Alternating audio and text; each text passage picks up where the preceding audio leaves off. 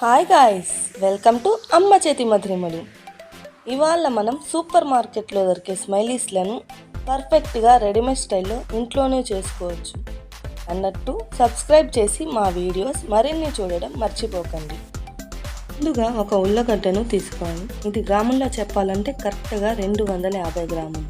ఇప్పుడు తీసుకున్న ఉల్లగడ్డను పైన తొక్కు తీసివేసి క్యూబ్స్గా కట్ చేసుకొని ఉల్లగడ్డలు మునిగేంత వరకు నీరు పోసుకొని బాగా మెత్తగా ఉడికించుకోవాలి. బాగా మెత్తగా ఉడికించుకున్న ఉల్లగడ్డ ముక్కలను ఒక మిక్సింగ్ బౌల్లోకి వేసి బాగా ఎక్కడా గడ్డలు లేకుండా చపాతీ పిండి పట్టినట్లు ఒత్తుకుంటూ బాగా మెదపండి. ఖచ్చితంగా గడ్డలు అనేవి ఉండకూడదు. ముందుగా 2 టేబుల్ స్పూన్ల కార్న్ఫ్లవర్ని వేసుకోవాలి. తర్వాత పావు చెంచా కారం, పావు చెంచా ఉప్పు లేదా మీ రుచికి సరిపడినట్లు వేసి చేతితోనే అన్నీ కలిసేట్లు బాగా ఒత్తుతూ కలపండి.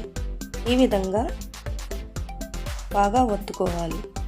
కొంచెం కార్న్ఫ్లోర్ను యాడ్ చేస్తూ బాగా కలిసేలా గట్టిగా చపాతీ పిండిలాగా ఎక్కడ ముద్దలు లేకుండా కలపండి.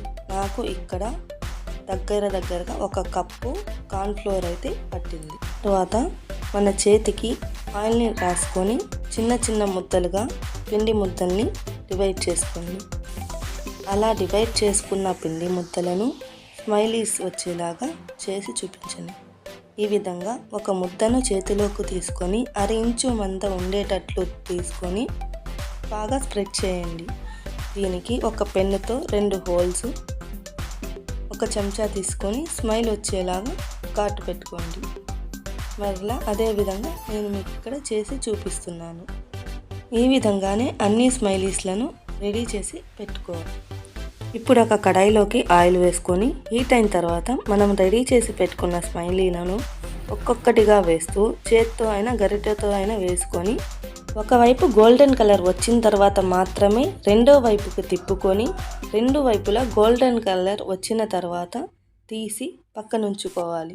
పిల్లలు ఇష్టంగా తినే స్మైలీస్ రెడీ. వీటిల్ని టొమాటో కెచప్తో సర్వ్ చేయండి.